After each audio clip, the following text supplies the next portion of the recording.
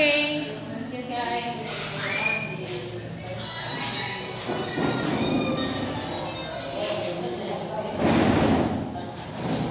Thank you. Okay ba na? Pag-pag-play ko, makoy dyan. Okay, naka-play ka na. Okay, so good afternoon, everyone. Today I will be discussing the continuation of Chapter 5, Negative Bureaucratic Behavior.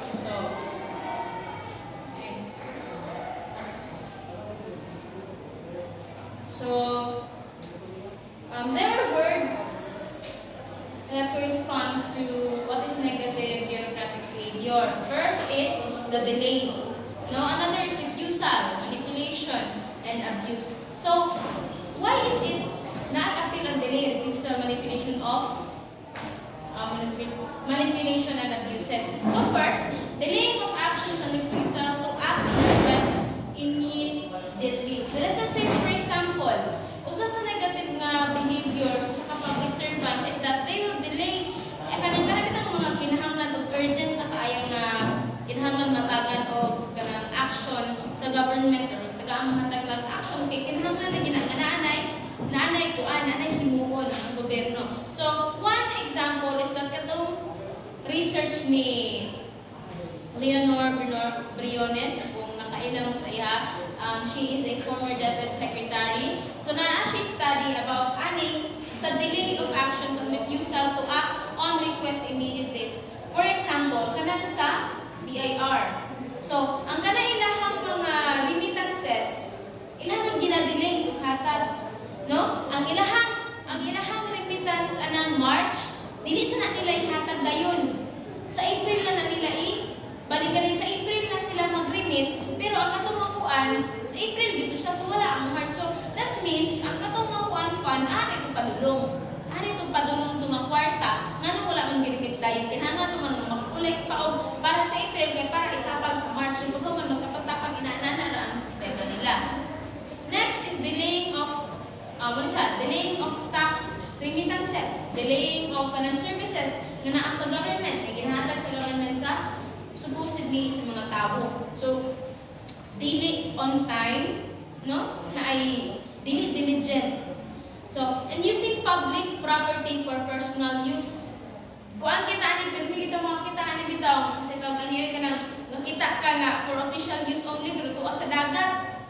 No? Makita tag for official use only pero tuwa sa merkado, di pa ipakaayo ang family. Kana bitaw ang pamilya bitaw kung gamit-gamit ang sakyanana which is for official use only nga kinahanglan na siya nga kana wala ilakunon ang mga tawag ani nailakunon ang official na importante nga atuman pero inana jud.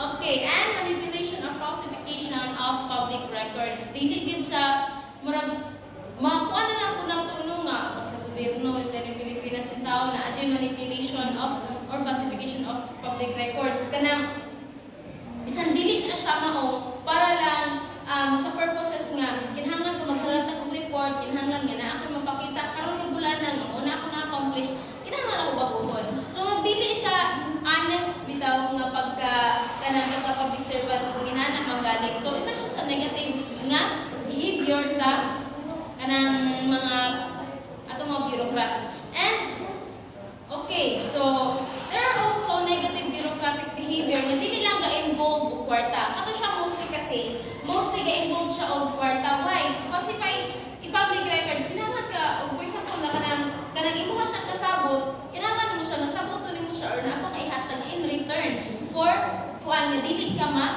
mabuking, dili sumbong. So kani siya, wa siya nanginhanglan og kwarta. It doesn't involve any money. First is nepotism. So kani siya nga kanang nepotism mabantayan nato kanang mga kanang backer system ba, spoiled system kung kunuhay kuan sila dito nag-hiring pero nakapili na di ay no sakit kay sa buot no nga naay ubang tao dito nga nagpila nanginhanglan nga makuan nanginhanglan nga mapili sa trabaho because kinahanglan pero naani na napilian kang no sakit ba na ano nanaday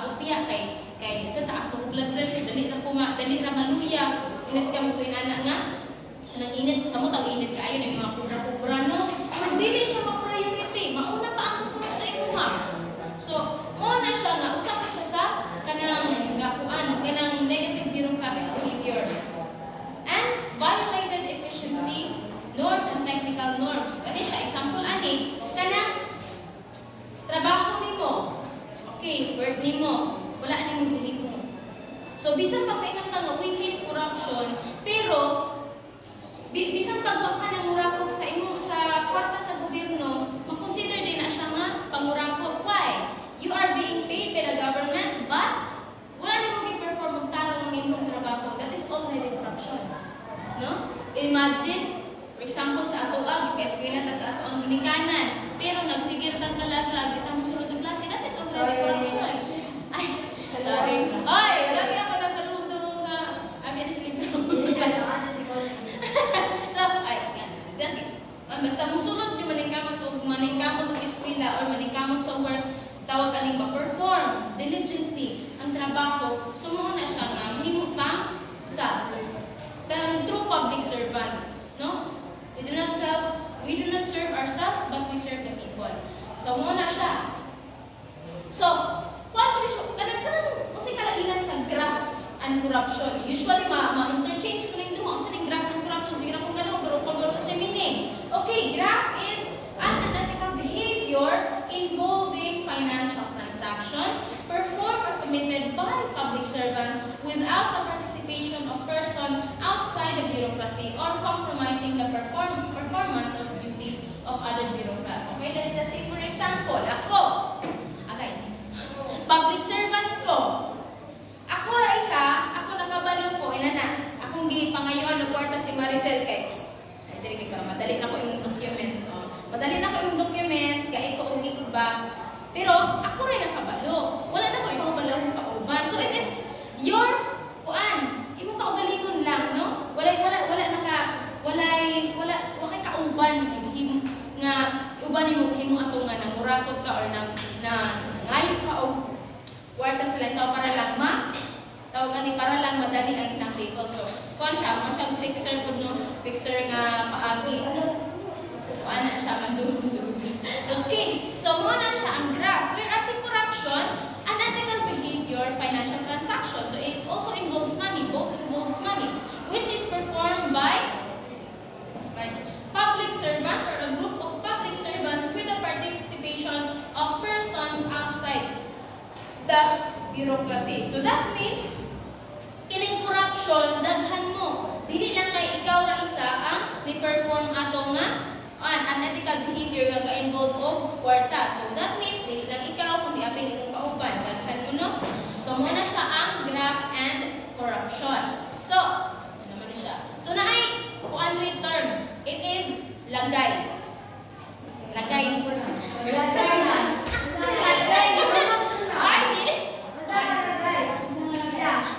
Ay, katong good. Pariyar pa sila bad. Okay, so kani siya ini sa Tagalog term referring to money or gift. Okay, but for instance, kanang tagaan ti kag kuan, tagaan ti kag kwarta, ipauna ko sa pila or tagaan ti kag kwarta, i-appeal ko sa beneficiary sa corpus. I-appeal ko sa mga ayuda-ayuda kana bitaw inana bitaw no. So mo na siya term nga murag maghatag ka og kwarta o regalo para na i-exchange sa service nila nga ikuan sa imuha. Okay, di na mo ta dili ako mag-mention dili og agency ha kana bitaw. Rampant jud kaayo ni nga tagaan mo kwarta para i-absuelto ka, no? Tagaan mo kwarta para i-absuelto ka sa imong kaso para atrasan bitaw kanang mo atras bitaw sila sa imong mga kaso nga isang kaso mo na siya inana. And areglo. So coming to terms. So kaning areglo usahay win-to-win situation ni sa i-areglo na to okay para ma-make up na ko ang kuan akong balik sa imuha ato aning areglo duha sa himuna ko nga ma-fix siya nga situations. So ma-consider sab ko ni nga good things sab ni si areglo compared gyud ato nga uban mga source dito ni nato. And naapoy causes sa graft and corruption. So may causes usually usually nila. So, it involves misuse of power and authority. So, some people in the government, some bureaucrats, kasalig sila nga naa sila sa taas ng posisyon, naa na sila ay katungod nga mo kumit ato nga butang. Murag taas kay paglantaw sa kaugalingon ba nga. Bitaw ko. Inaani bitaw ko din taas-taas bitaw brang mo okay ra. Kanay nana no? And negative application of Filipino cultural values. So what are the examples of this negative application of Filipino cultural values? Number one, kanang nepotism. Normal man nga mo tabang ka. Normal man nga mo payback ka sa imong family. Tabangan mo sa para ma-alleviate ang ilahang situation. But then, hay mo siya negative because of nepotism. Kanang murag, kanang bitaw, kanang bisan din niya deserve pero yung hatag mo kay parenting mo siya. No? So, daghan kira ginaanak din sa Philippines. And poverty. Usahay kung ganang kinahanglan akong panggata sa akong anak, kinahanglan ko na himuon. Kanang inaanak tungod sa kalisod bitaw, nga mukapit sa patalim na lang. And greed for wealth. So, dili kita ng urakot tungod sa kapobrehon. No? Dili ta ng mangurakot tungod kay pobre sila. But because they wanted to get rich easily. Sayo na kayo ang kwarta para sa ilahagit sa tinuod lang. Kung walang kayo makasakopasang sayo na. No? Dadagi na nga dato, no nga. Kuan nang gali, makuyawan ka nga. Sa di trabaho, ano niya, ang nagalitra man siya kausbong diri.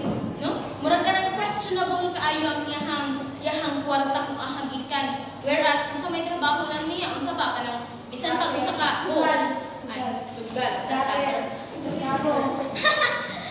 Waka kabalong konsehan ra, no? Konsehan ra sa barangay. Kahit magkadato, ha? Makuyawan na lang ka nung una nga questionable kaayo nga. Konsehan ra man siya. Kaya talaga ni siya kapalit ang kuan. I love you.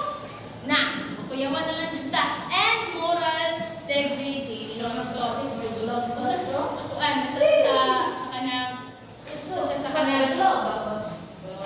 causes, no? Actually, daghan pa kayo ni pero kalimura ang napokus. So, thank you so much for listening. I hope you have a good day. Okay. Okay, sige gusto mag-report. Chapter 6.